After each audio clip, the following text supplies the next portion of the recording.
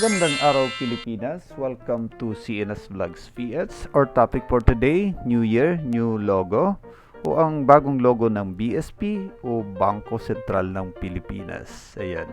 Happy New Year po sa inyong lahat sa mga nag-subscribe sa aking channel. Maraming salamat po at sa mga bago kong viewers, welcome po sa aking channel.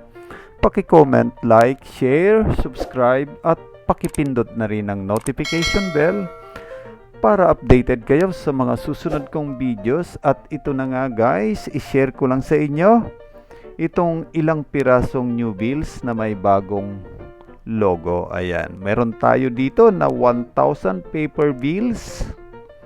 Ayan, meron din tayong 100 pesos. At may ilan din tayong pirasong 20 pesos. Ayan, ang gaganda ng ating bagong logo ngayon. Ayan.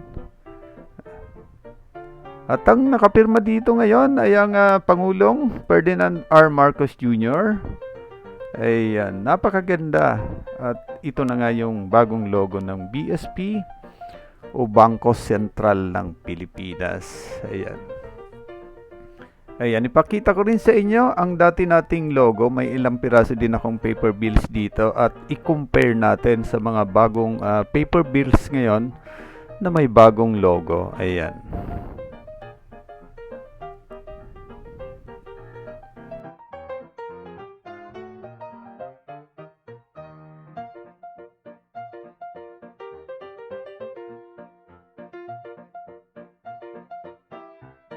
At i-share ko na rin sa inyo ang mga logo ng BSP o Bangko Sentral ng Pilipinas. Ayan. Ito yung 1949.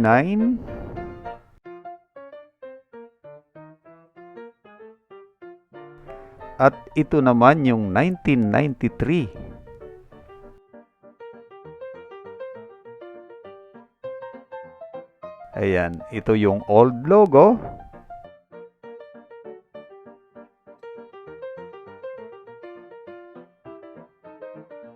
At ito naman yung bagong logo natin ngayon. Ayan.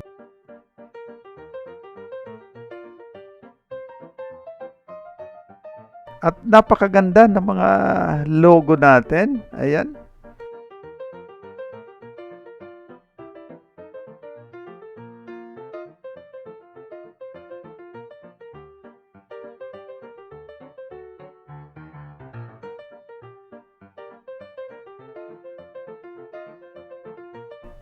Ayan.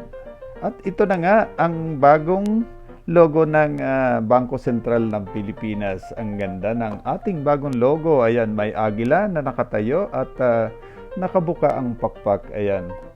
May tatlong stars sa bandang taas. Ayan, sumisimbolo.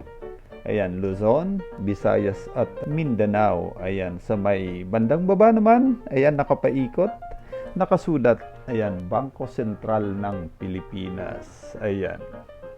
At ito yung unang vlog ko sa taong 2023. Ayan. Maraming salamat po sa walang sawang pagsuporta sa aking channel. At Happy New Year po sa inyong lahat. Ayan, muli. Stay safe. Stay home. God bless. Diyos mabalos.